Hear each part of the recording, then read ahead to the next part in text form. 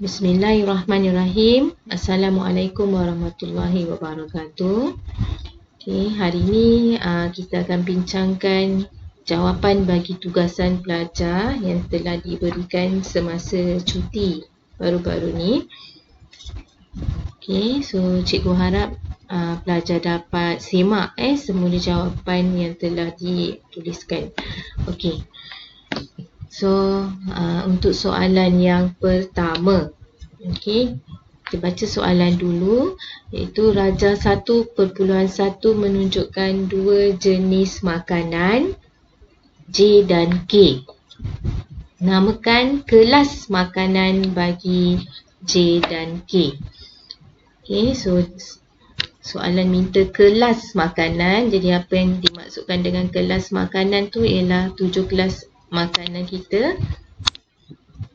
Okay, karbohidrat, protein, lemak, vitamin, mineral, serat dan air.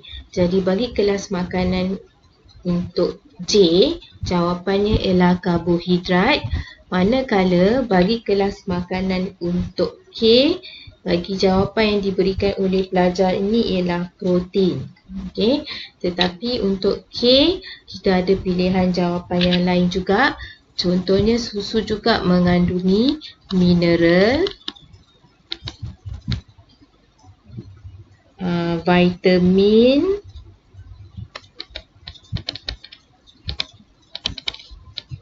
okey, air, lemak dan juga karbohidrat. Tapi bagi kebanyakan pelajar, ramai yang akan menjawab sama ada protein atau mineral. Okey. Dan seterusnya, apakah fungsi utama makanan J dalam badan manusia? Jadi fungsi karbohidrat lah, iaitu membekalkan tenaga kepada manusia. Okey. Okey, yang seterusnya, yang ketiga, terangkan kesan sekiranya seorang bayi tidak minum K dengan secukupnya. Okey, so soalan ni dia nak minta kita kesan. Okey, kesan sekiranya bayi tidak minum K, iaitu susu tadi, ataupun tidak mendapatkan kelas makanan yang kita sebutkan di atas tadi. Jadi sekiranya dekat bahagian atas tadi kita jawab protein, kesannya ialah kena berkaitan dengan protein. Jadi kita tengok contoh jawapan dekat sini. Pelajar beri jawapan yang pertama, seorang bayi akan mengalami pertumbuhan terbantut, bayi akan menjadi lemah dan kurang sihat, tisu dalam badan bayi akan mudah rosak. Okey, so bagi jawapan ni, yang pertama, seorang bayi akan mengalami pertumbuhan terbantut. Okey, ini kita akan dapat P sebab pelajar yang ni juga tadi menjawab K tu ialah protein. Okay, kita refer soalan yang di atas tadi. K tu ialah protein, pelajar jawab. Maka sepatutnya di dalam jawapan ni, pelajar tu dia mesti tulis kesan, iaitu bayi ni akan mengalami kekurangan protein. Jadi F1 ni dia tak tulis lah. Okay, kesan dia yang pertama ialah bayi tersebut akan mengalami kekurangan protein, dan yang seterusnya barulah dapat P1 yang ini, iaitu pertumbuhannya terbantut. Okey, dan yang kedua, kesan kekurangan protein juga yang kita dah belajar ialah bayi tersebut akan mendapat penyakit kwashiorkor. Jadi bagi jawapan yang lain, contohnya bayi akan menjadi lemah dan kurang sihat. Okey, jawapan ni kurang tepat, yang tidak sesuai, kerana biasanya yang dikaitkan dengan lemah ni ialah kita tidak ada tenaga. kita tak ada tenaga je. Okay, so sumber tenaga utama kita ialah karbohidrat. So tak sesuai, ataupun kita tak kaitkan dengan jawapan dengan yang kelas makanan yang kita dah beri tadi tu. Okay, so tak dapat markah lah. Dan kurang sihat ni pun tak sesuai. Selalunya vitamin kan. Okay, tisu dalam badan bayi akan mudah rosak. Ayat dia tak berapa tepat lah. Bukan tisu tu mudah rosak. Okay, bukan tisu tu mudah rosak, tapi mungkin pelajar ni dia nak tulis tisu tak dapat pembentukan tisu baru tak dapat dibuat. Sebab fungsi protein ni adalah menghasilkan tisu baru kan. Tisu jadi bila kekurangan protein, maksudnya yang lebih tepat tidak dapat menghasilkan tisu baru. Itu yang lebih tisu badan kan. Selalu protein untuk membantu dalam pertumbuhan ke. Okay, so yang ni tidak dapat menghasilkan tisu badan. So markah yang diperuntukkan ialah 3, tapi pelajar ni cuma dapat 1 markah sahaja dekat sini. Okay, yang seterusnya, terangkan kesan sekiranya seorang bayi tidak minum K dengan secukupnya. Okey, ini soalan yang sama, tapi jawapan yang jawapan pelajar yang kedua ni. Cikgu nak bagi contoh. Kat sini pelajar selalu lupa ataupun tak berhati-hatilah dekat sini. Dia minta kesan, tapi apa yang diberikan ialah ayat yang menyatakan fungsi, iaitu kita bagi pula fungsi dia, iaitu susu mengandungi kalsium. Kalsium penting untuk perkembangan tulang dan gigi yang kuat. Okey, sebab mungkin pelajar ni dekat atas tadi dia jawab soalan ni, K tu ialah kalsium. So dia mention dekat sini lah, susu mengandungi kalsium. Kalsium penting untuk perkembangan. Ini bukan ayat yang menyatakan kesan.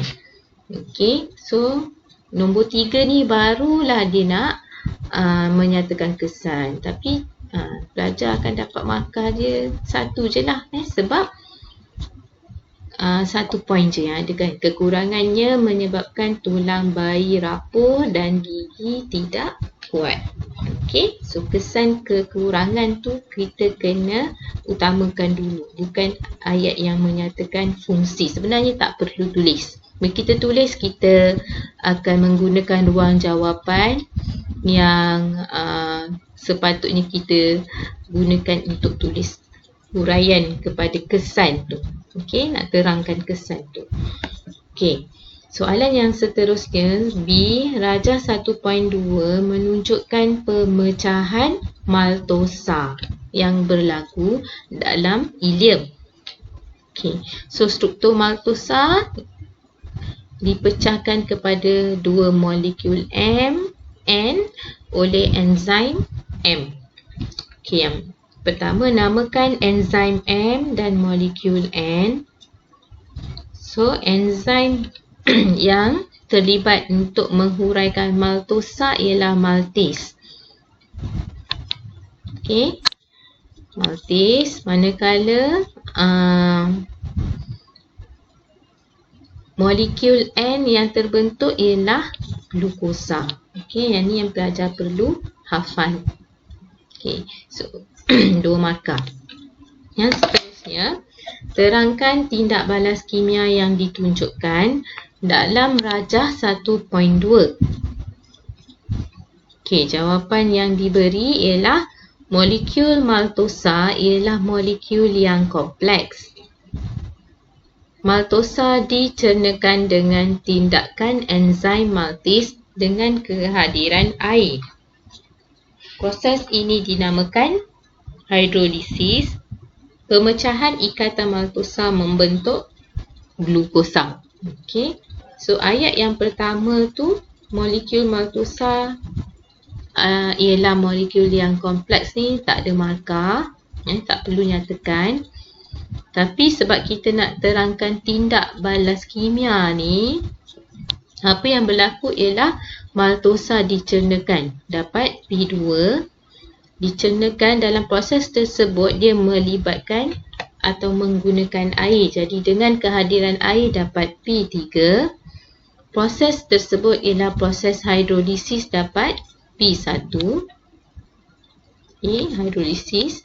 Dan pemecahan ikatan maltosa membentuk glukosa. Kita dapat repeat P2. Okey.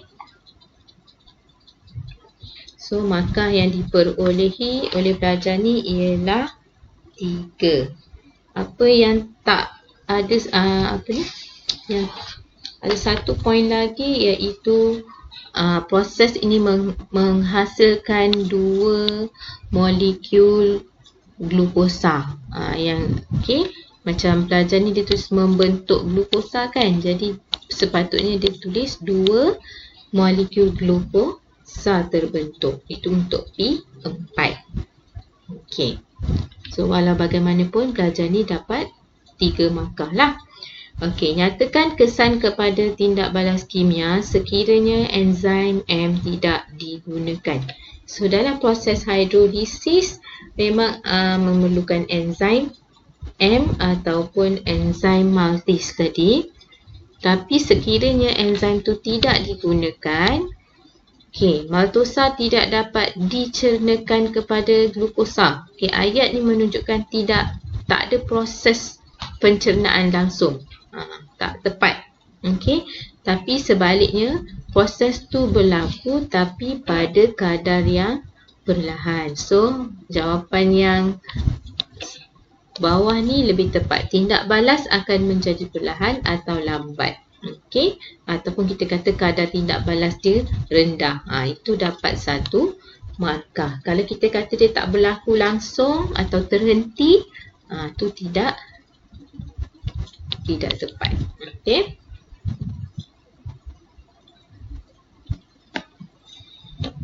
Soalan yang kedua.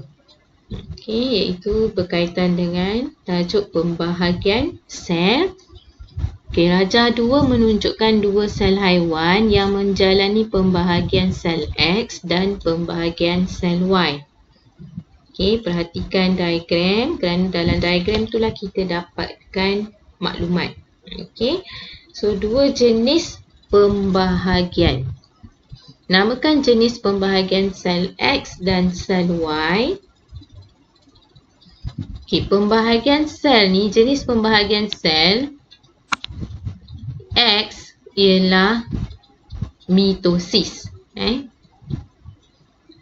So kalau kita tengok sel ni sebenarnya dalam peringkat metafasa, di mana kromosomnya tersusun di satah khatulistiwa. Ini satah khatulistiwa dia. Dalam pembahagian sel X didapati kromosom tu tersusun dalam satu baris. Tapi kalau dalam sel Y didapati kromosom tu berpasangan. Dia tersusun juga di satah khatulistiwa tapi dalam keadaan yang berpasangan. Jadi berdasarkan kepada rajah tersebut kita boleh tentukan jenis pembahagian. Iaitu X ialah mitosis, Y ialah meiosis. Bukan meiosis 1 tapi meiosis. Bagi pelajar yang menjawab soalan ni dan tulis metafasa, profasa semua tu, itu bukan maksud jenis pembahagian. Itu ialah peringkat pembahagian sel. Kalau soalan tanya peringkat pembahagian, nyatakan peringkat pembahagian. Barulah kita sesuai kalau kita jawab metafasa. Tapi apa yang dimaksudkan soalan ni ialah jenis pembahagian. Kita dah belajar juga jenis pembahagian sel. So 2 markah. Okay, untuk soalan B1, terangkan kepentingan pembahagian sel X kepada manusia. Okay, so kita dah jawab sel X tadi ialah pembahagian jenis mitosis. So apakah kepentingan pembahagian mitosis ni kepada manusia? Okay, jawapan yang diberikan ialah dapat menggantikan sel atau tisu yang telah rosak dan mati. Okay, betul. P2. Selain itu dapat menambahkan bilangan sel dalam tubuh manusia. Okay, betul. Itu ayat untuk dapat P1. Okay, dan ada satu lagi jawapan iaitu P3 kat sini. P3-nya ialah dapat mengekalkan bilangan kromosom dalam sel anak. So ada 3 pilihan jawapan dan markah penuh dia ialah 2. Okay, next ialah soalan B2. Terangkan bagaimana pembahagian sel X boleh digunakan untuk meningkatkan penghasilan anak pokok dalam tempoh masa yang singkat. So pembahagian sel X tadi masih lagi ialah mitosis. So macam mana mitosis ni digunakan untuk meningkatkan penghasilan anak pokok dalam masa yang singkat. Maksudnya dalam masa yang singkat kita boleh produce anak pokok yang banyak. Okay. So contoh jawapan yang diberi ialah menggunakan kaedah kultur tisu. Okay, betul. P1. Tisu dipotong daripada tumbuhan dan direndam dalam larutan medium kultur steral yang mengandungi nutrien dan hormon pertumbuhan. Okay, ayat ni ialah ayat tentang prosedurnya, kan? Tak dapat markah lah dekat sini. Okay. Yang kedua, sel yang seterusnya, sel tisu membahagi secara mitosis. Okey, perkataan mitosis ni dapat P2. Untuk menghasilkan sekumpulan tisu yang belum membeza, P3. Dan kalus tadi ataupun tisu tadi akan mengalami pembezaan dan membahagi membentuk pucuk dan akar. Okey, so dapat P4. So markah yang diperuntukkan ialah 3 markah. So secara kesimpulannya, bagaimana proses mitosis tu boleh digunakan. Bukan kita nak kan bagaimana proses tu dijalankan, tak. Okay. Bagaimana proses mitosis tu boleh meningkatkan penghasilan anak pokok. Jadi apa yang penting kat sini ialah pelajar mesti tahu nama prosedur tersebut ialah kultur tisu ataupun pengklonan. Jadi pelajar yang tulis pengklonan pun boleh dapat P1. Yang kedua ialah proses mitosis ataupun pelajar boleh sebut sebagai pembahagian sel. Kemudian kalus, maksudnya pembahagian sel tadi menghasilkan kalus iaitu tisu yang belum membeza, dan seterusnya kalus akan membeza membentuk anak pokok atau plantlet. Okey. Soalan C. Pembahagian sel Y adalah penting dalam pembiakan seks.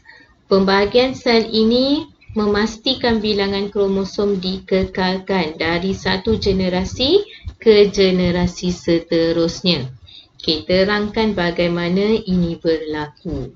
So, apa yang kita fahamkan daripada soalan ini ialah pembahagian sel Y ini ialah merujuk kepada proses meiosis. Okay, pembahagian sel ini memastikan bilangan kromosom dikekalkan dari satu generasi ke generasi. Macam mana dia kekalkan? Okey.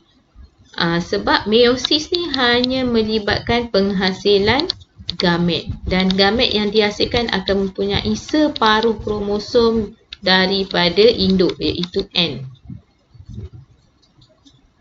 Okay, dan apabila persenyawaan berlaku, bilangan kromosom tu akan dikekalkan daripada atuk kita, ayah kita, pada kita, macam tu kan, dari satu generasi ke generasi seterusnya. Okay, so contoh jawapan yang pelajar beri ialah pembahagian sel secara meiosis menghasilkan bilangan kromosom separuh dari sel induk. Okay. So dekat sini P1 tu dia tak dapat sebab pelajar ni tak nyatakan gamet. Okay, sepatutnya kena ada menghasilkan gamet baru dapat P1.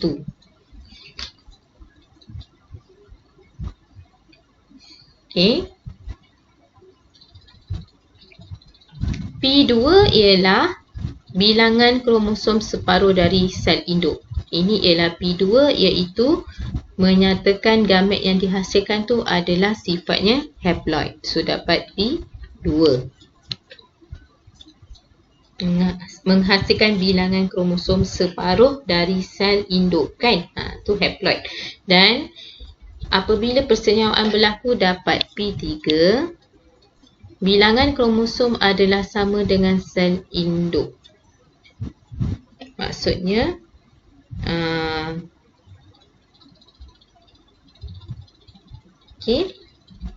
selepas persenyawaan berlaku, dua nukleus tadi bergabung membentuk zygote.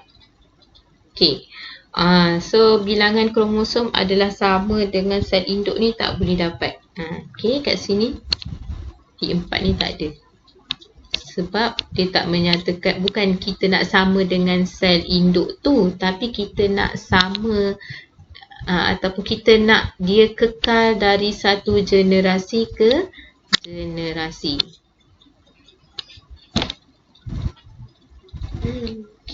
Bilangan kromosom adalah sama dengan sel induk ni tak boleh dapat markah. So markah yang diperolehi ialah 2. Yang seterusnya soalan D.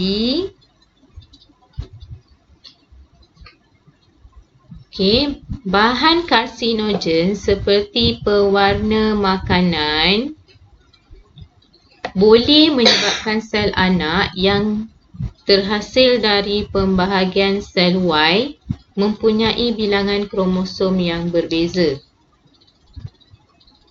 Terangkan kejadian ini. So bahan karsinogen ni kita dah belajar, dia adalah bahan yang bahayalah, yang boleh mengganggu kita hidup sel. So bila dari segi kita hidup sel, dan dia boleh, dekat sini dia nyatakan menyebabkan sel anak tu mempunyai bilangan kromosom yang berbeza. Ni. So, terangkan kejadian ini. Jawapan pelajar ialah karsinogen boleh mengganggu pembentukan gentian gelendong ketika profasa 1.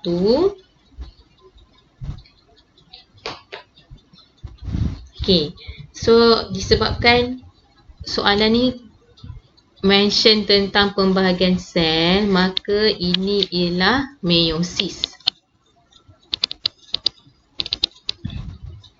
Apabila, kalau kita ingat balik, apabila meiosis terganggu, maksudnya pembentukan gamet ni akan terganggu ataupun jadi abnormal, dan gamet yang mengalami gangguan, mengalami kerosakan dari segi bilangan kromosom ni, bila dia bersenyawa, contohnya yang kita dah belajar ialah gamet ni mempunyai bilangan kromosom yang terkurang atau lebih kan. So contohnya 24 kromosom dalam satu gamet bersenyawa dengan kromosom yang normal dan akan membentuk 40 7 kromosom yang kita tahu ini adalah penyakit Down syndrome. Okey. So ini yang dimaksudkan meiosis dan mempunyai bilangan kromosom yang berbeza. Sepatutnya kita ada 46 kromosom, tapi pesakit Down syndrome ni 47. So apa yang berlaku ialah karsinogen boleh mengganggu pembentukan gentian gelendong. Ini dapat P1, iaitu ketika profasa 1 lah. Dan ketika anafasa 1, kromosom homolog tidak terpisah ke kutub bertentangan. Okay, apa yang berlaku ialah semasa anafasa 1 dapat P2, kromosom homolog tu tak berpisah ke kutub bertentangan kerana pembentukan gentian gelendong tadi, kan? Dan ayat yang seterusnya ialah gamet yang terhasil mempunyai kurang atau lebih kromosom. So, cikgu tambahkan perkataan 1 dekat sinilah untuk dapat P4. Dia kena lebih 1 atau kurang 1 kromosom. So perkataan 1 ni kena tulis. Sebab kalau jadi lebih banyak atau kurang banyak kromosom, penyakit tu mungkin tak berlaku, tapi gamet tu sendiri pun tidak boleh bersenyawa, ataupun zygote sendiri pun tak boleh terbentuk kerana mengalami masalah yang besarlah, yang kekurangan banyak kromosom ni. Okey, so hanya 1 kromosom, melibatkan 1 kromosom. Okey, so pelajar ni boleh dapat 3 markah. Okey, soalan 3. Pelajar 3.1 menunjukkan sendi siku dan sendi lutut manusia. So ini ialah tangan ya. Jadi cikgu ada tengok contoh jawapan yang nampak macam dua-dua ni. Satu tangan bengkok, satu lagi ialah tangan lurus. Tapi sebenarnya satu sendi siku, satu sendi lutut. So ini ialah tangan. Yang ini sebenarnya ialah kaki. Sebab dekat kaki je yang ada lutut. Okey. So namakan otot P dan otot Q. Otot P dengan otot Q, otot ni yang dekat tangan dua-dua. So kita boleh sebutkan P tu sebagai otot bicep dekat bahagian atas ni. Dan bahagian bawah lengan kita ialah otot tricep. So 2 markah.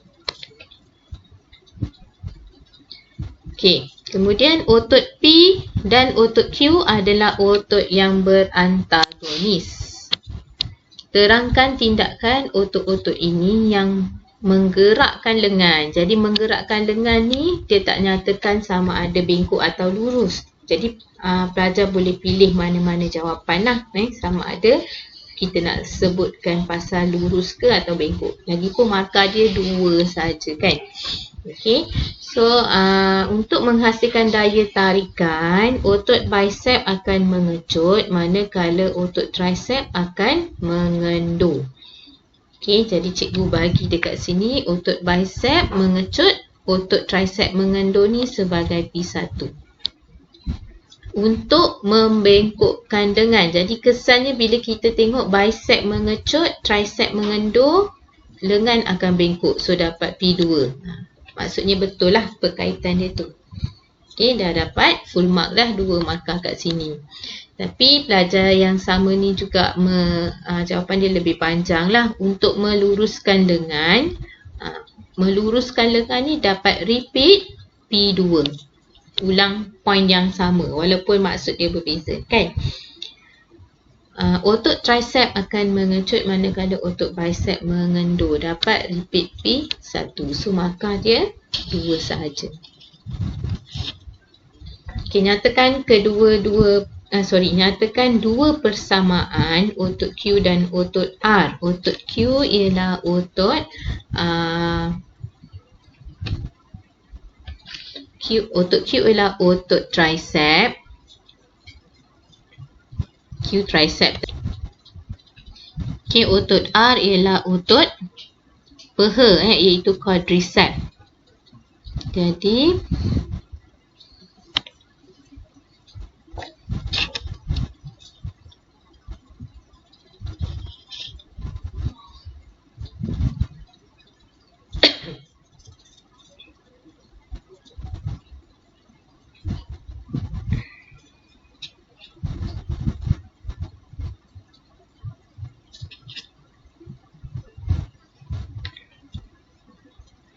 persamaan antara otot Q dan otot R. Yang pertama, kedua-duanya adalah otot rangka. Okey, otot rangka P1. Kemudian kedua-duanya mengendur apabila anggota dibengkokkan. Okey, kalau otot tu contohnya kaki bengkok atau lutut tu dibengkokkan, kaki dibengkokkan atau tangan dibengkokkan, kedua-dua otot otot Q dan R tadi akan mengendur, bukan mengecut. Dapat P3. Okey, untuk P2, kedua-dua tisunya mengandungi banyak mitokondria, dapat P2. Okey, so markah yang diperuntukkan ialah 2. Okey, seorang atlet menunjukkan kelesuan dan kesakitan otot di akhir larian 400 meter. Terangkan mengapa keadaan ini terjadi. So kita tahu perkara ni biasa berlaku, kita mengalami kelesuan dan kesakitan otot. So apa yang berlaku sebenarnya? Okey, contoh jawapan, semasa aktiviti cergas, kadar penggunaan oksigen oleh sel otot melebihi kuantiti oksigen yang dibekalkan. Okey, sel otot terpaksa berespirasi secara anaerob. Okey, ayat ni dapat P1 untuk poin respirasi secara anaerob. Okey, kita tahu otot mengalami respirasi anaerob untuk menghasilkan tenaga yang diperlukan. Respirasi anaerob menyebabkan penguraian glukosa adalah separa atau tidak lengkap. Dapat P2, di mana sebahagian tenaga masih terikat dalam molekul asid laktik, dan pengumpulan asid laktik ni dapat P3 dalam otot. Okey, so asid laktik ni terkumpul dan menyebabkan kelesuan dan kesakitan otot atau kram lah, kekejangan otot. Okey, so cukup poin yang ditulis, bagus pelajar ni. Dan markah yang diperolehi adalah 2 markah. Okey, soalan E. Rajah 3.2a menunjukkan keratan rentas tulang pada sistem otot rangka yang sihat. Okey, rajah 3.2b menunjukkan keratan rentas tulang pada sistem otot rangka yang bermasalah. Okey, jadi pelajar dapat lihat perbezaannya dari segi struktur dia yang digambarkan dekat sini. Warna bagi 3.2b ni banyak warna hitam tu. Okey, so sebenarnya itu menunjukkan ruang atau rongga yang wujud dalam tulang, dalam tulang pada rajah 3.2b yang hitam tu. So terangkan satu masalah yang dihadapi oleh pesakit yang mempunyai tulang seperti ditunjukkan dalam rajah 3.2b. So keadaan ni disebabkan oleh banyaknya rongga-rongga kosong kat dalam tulang tu. So kita tahu penyakit yang dihadapi tu ialah osteoporosis. So contoh jawapan, masalah yang dihadapi ialah osteoporosis. Okey, dapat P1. Di mana tulang menjadi rapuh, P2, atau poros. Mungkin ada yang tulis poros. Okey. Kemudian kesan daripada tulang yang rapuh atau poros ni menyebabkan tulang tersebut mudah retak atau patah. Tu dapat P3. Okey. Ayat yang seterusnya, masalah ini biasanya berlaku pada golongan tua kerana kekurangan hormon estrogen. Yang ini tidak dapat markah. Okey, soalan yang seterusnya.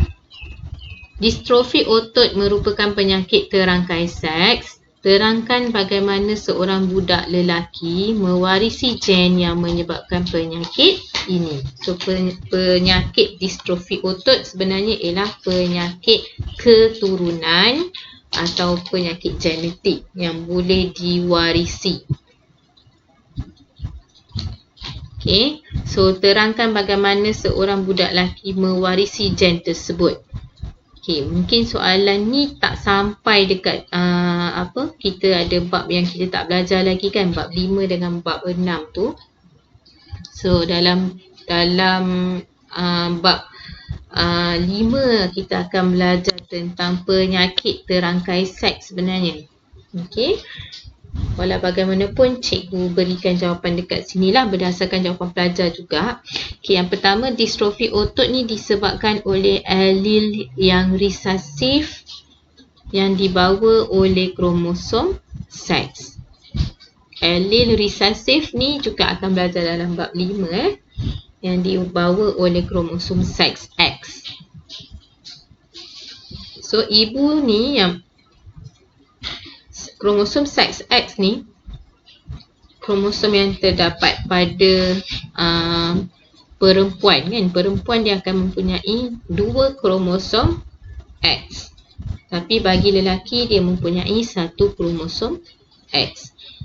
So ibu menghasilkan gamet atau ovum yang membawa kromosom X tersebut dengan allele yang resesif.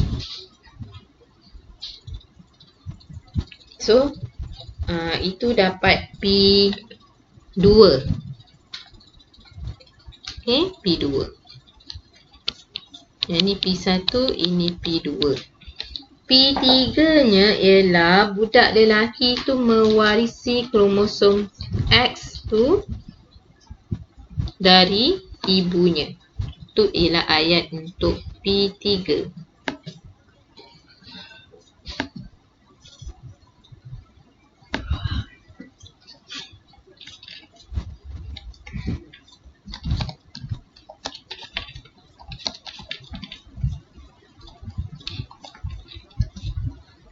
Mewarisi kromosom X dari ibunya. Itu ialah P3. Dan mewarisi 1 kromosom X dari ibunya, P3. Dan P4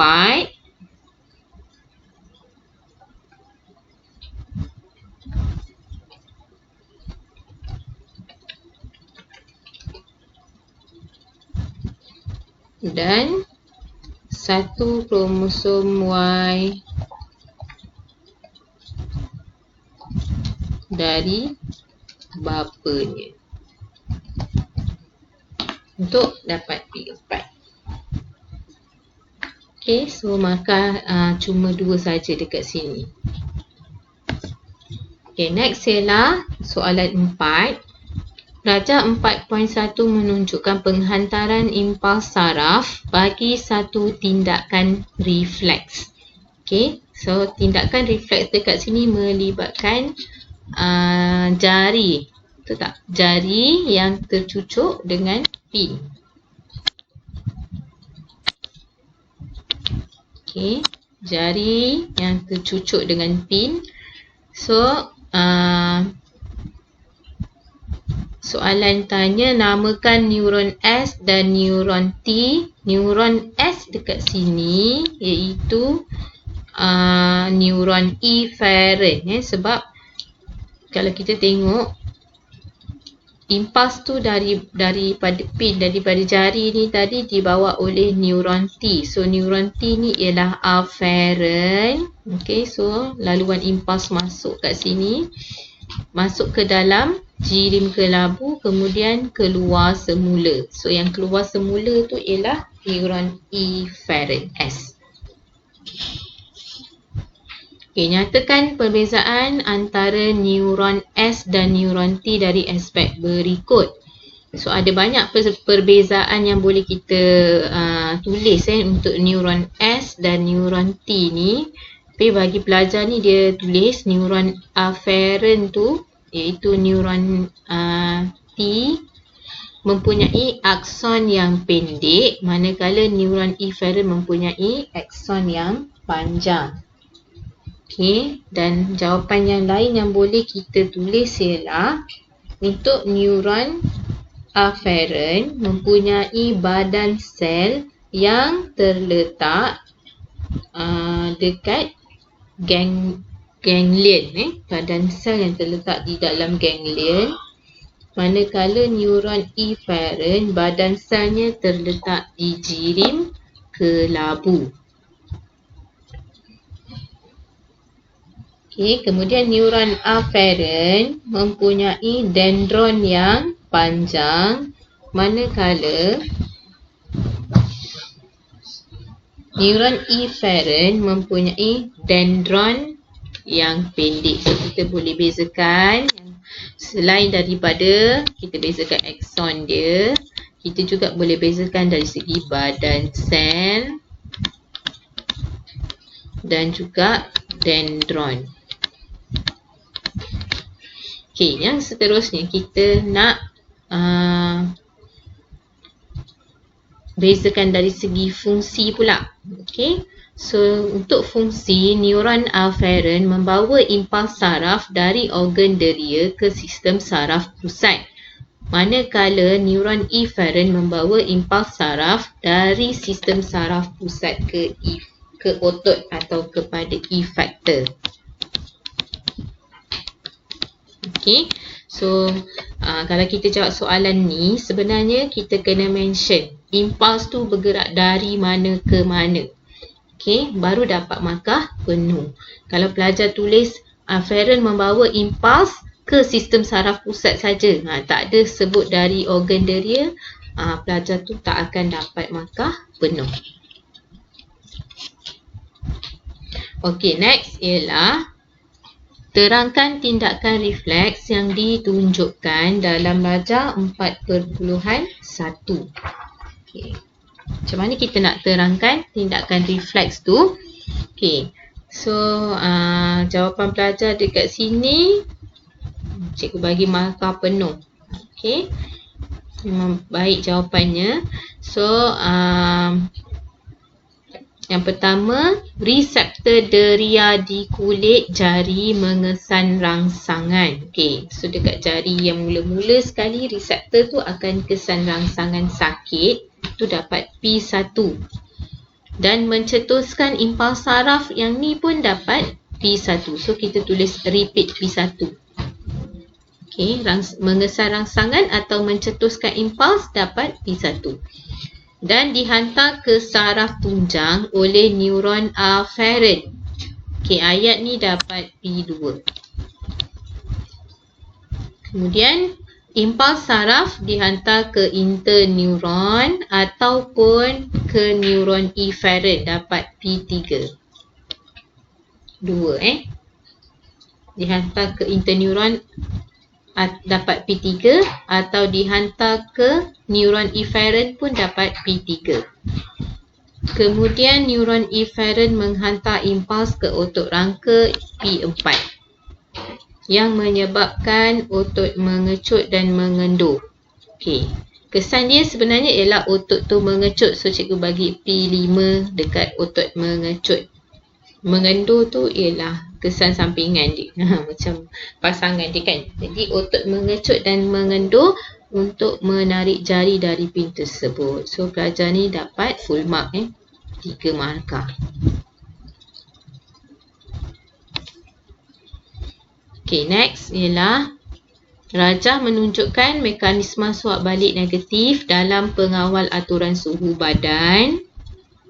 Okey. Gambar yang menunjukkan mekanisme suap balik negatif bermula dengan suhu badan yang normal kat tengah-tengah ni. Apabila suhu meningkat, so kita tengok suhu ni, anak panah ni naik, suhu meningkat. Kemudian peningkatan suhu akan menyebabkan berlakunya tindak balas dekat pusat kawalan suhu untuk menurunkan balik suhu kepada suhu yang normal. Okay, sama juga dengan bahagian bawah ni, tapi yang ni melibatkan suhu badan yang menurun. Berlaku tindak balas untuk kawal atur suhu tersebut dan tingkatkan dia kepada suhu yang normal. Okey, berdasarkan rajah 4.2, terangkan maksud homeostasis. Okey, so jawapan pelajar. Homeostasis ialah proses pengawal aturan dalam badan manusia.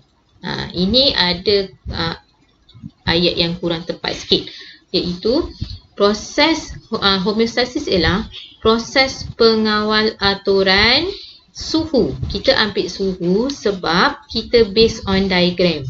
Dia bagi diagram ni dan dia nyatakan ini adalah suhu, bukan nak general. Okay, so memang ada faktor-faktor lain, tapi dalam menjawab soalan kita refer kepada diagram ni. So dia mention dekat situ ialah suhu, maka kita kena tulis proses pengawal aturan suhu badan, okay, ataupun suhu dalam badan manusia ni kurang tepat. Kita nakkan P2 iaitu dalam ataupun di dalam persekitaran dalam. Badan kita ni ada persekitaran dalam yang terdiri daripada bendali interstis, plasma, darah, iaitu cecair dalam badan kita. Jadi kena mention persekitaran dalam, bukan dalam badan je, tak cukup tu. Okay, persekitaran dalam. Okay, suhu tu memberi kesan kepada persekitaran dalam cecair badan kita.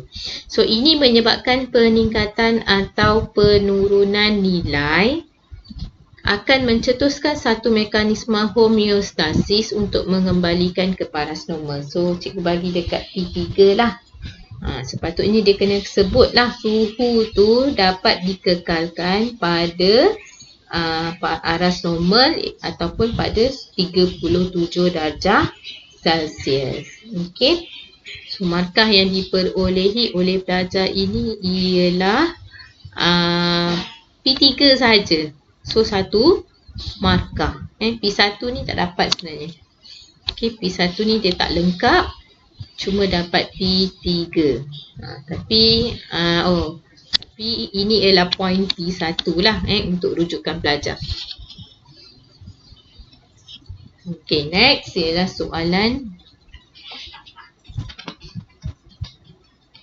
seterusnya. Rajah 4.3 menunjukkan seorang lelaki pada musim luruh. Jadi dalam gambar ni kita tengok musim luruh.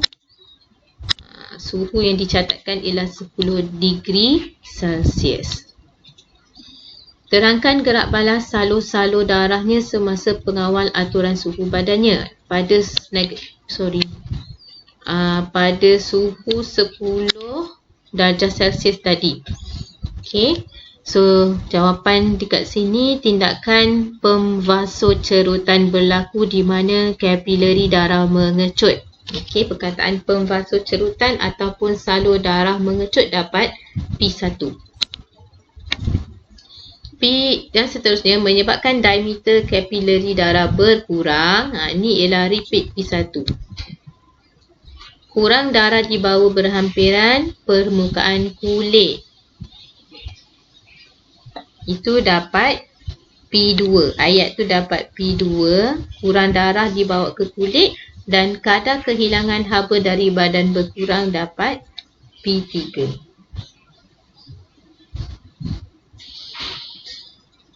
Okay. So P4-nya ialah suhu badan akan meningkat kepada normal.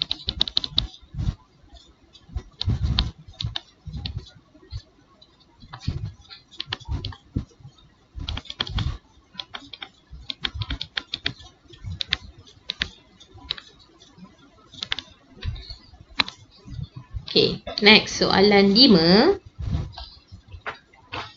Diagram rajah 5.1 menunjukkan spermatogenesis dalam tubul seminiferous. Okay, so kita dapat lihat dekat sini tubul seminiferous. Terdapat sel-sel yang terdiri daripada sel germa primordium yang diploid. Kemudian sel ni melalui peringkat U, sel X ni melalui peringkat U. Kemudian berlaku proses-proses yang menghasilkan sperma kat sini. Okey, peringkat W. So, apa soalannya? Yang pertama, terangkan proses yang berlaku semasa peringkat U. Peringkat U dekat sini ialah peringkat di mana sel tu mengalami perkembangan. Okey, so setiap satu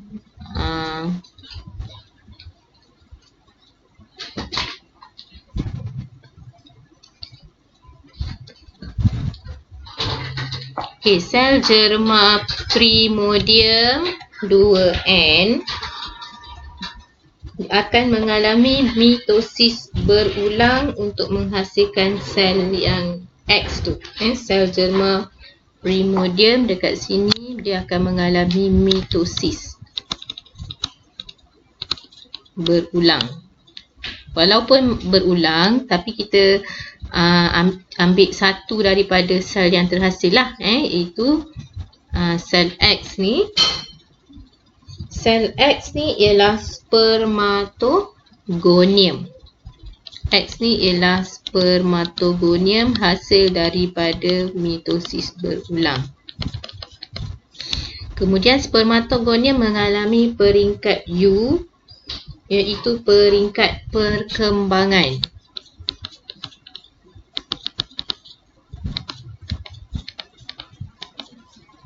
Dan menghasilkan sel spermatosid primer. So ini ialah spermatosid primer.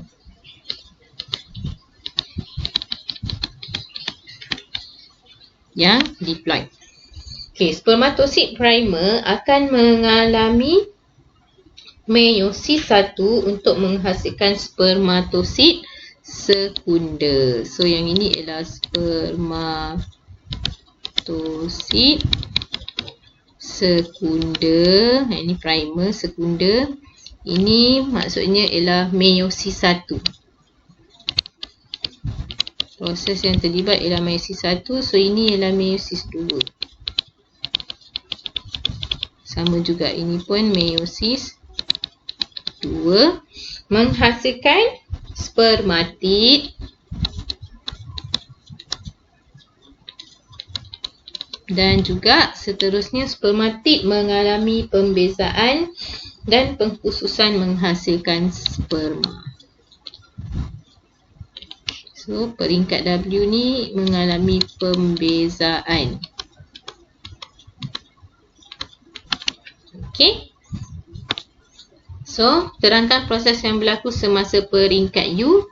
Peringkat U tu dekat sini prosesnya ialah X ialah spermatogonium mengalami pertumbuhan atau perkembangan untuk membentuk spermatosid primer.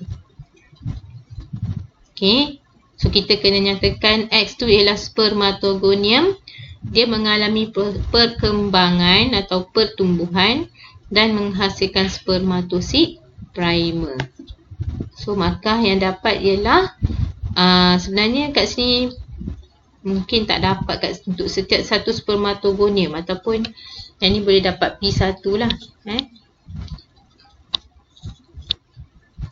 X spermatogonium tu dapat P1. Okey, P2 ialah mengalami pertumbuhan atau perkembangan. P3 ialah spermatosid primer. Okey, terangkan kesan jika peringkat W tidak berlaku.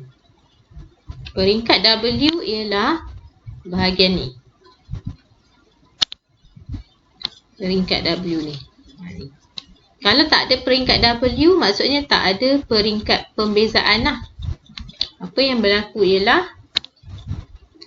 4 spermatik tu tidak akan terhasil dapat ayat P2.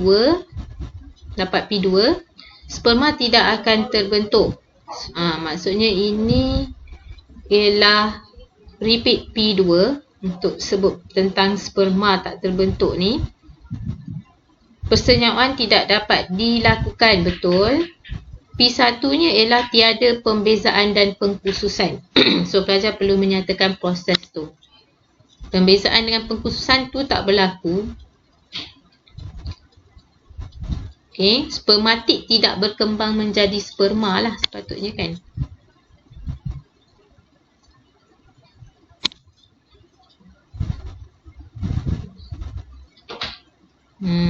Kat sini tak dapat. Okey, sorry, kat sini tak dapat. 4 spermatik tak akan terhasil tu tak dapat. Tapi sperma tak akan terbentuk. Dapat P2. Okey. So, markah yang diperolehi ialah 2 sahaja. Sebab spermatik ni dekat atas lagi. Okey. Soalan yang seterusnya, terangkan satu persamaan antara sperma dan ovum.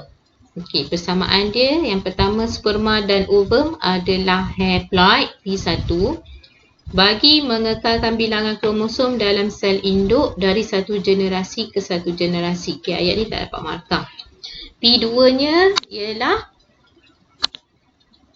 P2, sperma dan ovum tu haploid dan terbentuk dari proses meiosis. P2, P3 dan sel induknya ialah sel germa primordium. Dari sel induknya sel germa primordium. So P3. Markah yang pelajar ni perolehi cuma 1 markah sahaja. Okey. Next ialah terangkan hubungan antara aras hormon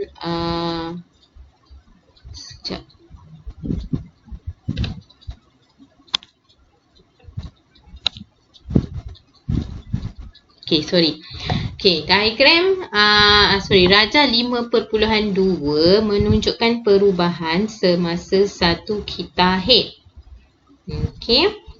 So untuk Raja ni, perubahan ni belum, yang pertama sekali diterangkan tentang aras estrogen darah. Apa yang berlaku daripada hari pertama, hari ke-5, hari ke-14. Yang ni kita nampak dia meningkat sikit kan. Meningkat lah. Sehingga ke hari ke-14. Untuk aras progesteron pula, dia meningkat selepas hari ke-14 ni baru naik. Untuk estrogen kita utamakan 4 ni. Progesteron yang dekat sini. Kemudian perubahan pada dinding uterus hari pertama hingga hari ke-5 dan seterusnya. So terangkan hubungan antara aras hormon estrogen dengan perubahan yang berlaku pada dinding rahim antara hari ke-5 hingga hari ke-14. Terangkan bagaimana ini penting dalam memastikan kesinambungan hidup. Hari ke-5 hingga hari ke-14 yang ni.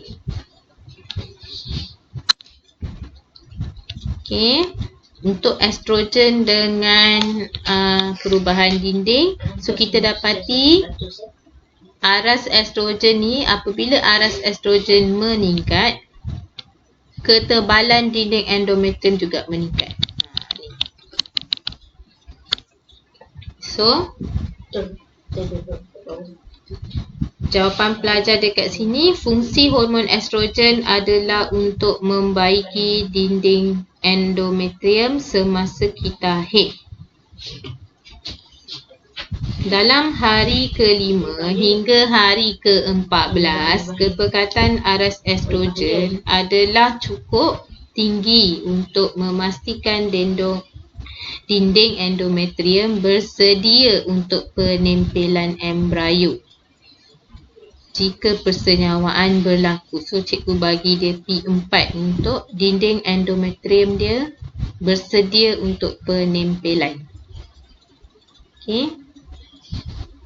So, kalau kat jawapan ni cuma dapat satu markah je. Jika persenyawaan berlaku. Sekiranya persenyawaan tidak berlaku, ketahid tak akan berlaku. Yang ni tak ada Pada hari ke-28 menyebabkan penguraian dinding endometrium. So sebenarnya jawapan dia kat sini lah.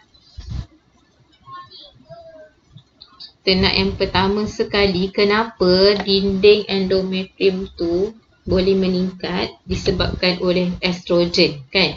So yang pertama, daripada hari ke-5 hingga ke hari ke-14 tu sebenarnya berlaku perkembangan folikel ataupun folikel merembeskan estrogen. Dan semakin tinggi aras estrogen semakin tebal. Ini kena nyatakan sebab hubungan yang diminta dalam soalan ni.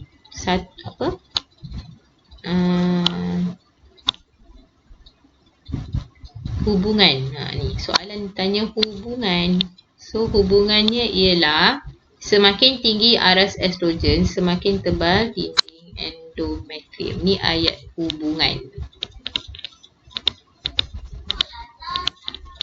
Okey, dinding endometrium dibaiki atau ditebalkan atau lebih banyak salur darah terbentuk. Ini mungkin boleh dapat dekat ni.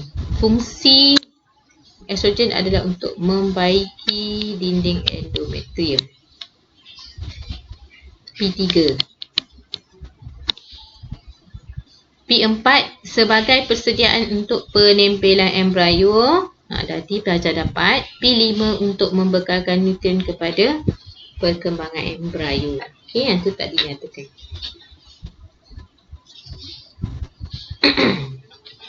Okey, next ialah akhir sekali kan. Okey, aras progesteron dalam darah seorang wanita kekal tinggi selepas hari ke-22. Haid tidak berlaku. Terangkan situasi ini. Okay. So, selepas hari ke-22, aras tu masih kekal tinggi dan seterusnya hari ke-28 tu dia tak mengalami haid. Apa yang berlaku sebenarnya ialah wanita itu telah hamil kerana persenyawaan telah berlaku. Okey. So, P1 ialah wanita ni hamil.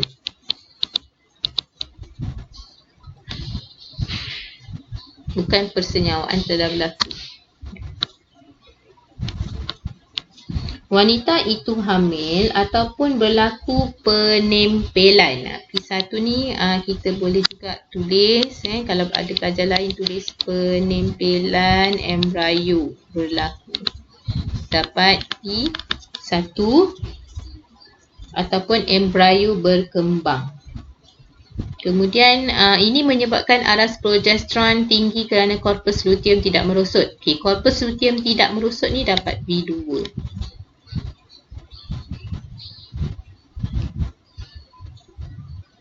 Okey, ini menyebabkan aras progesteron tinggi ni kita nakkan lebih banyak progesteron dirembeskan.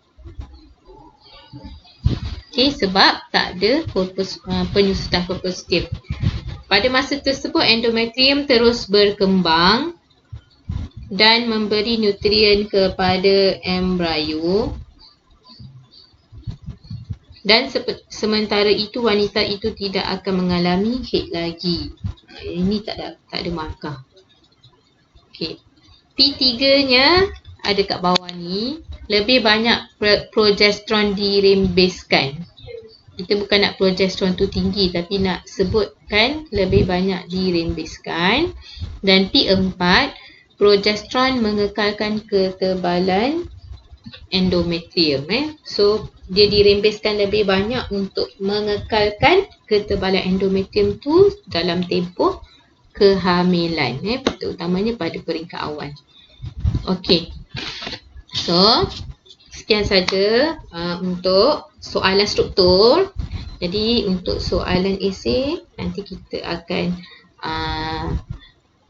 bincangkan kemudian. Okey. So sekian saja dari cikgu. Assalamualaikum warahmatullahi wabarakatuh.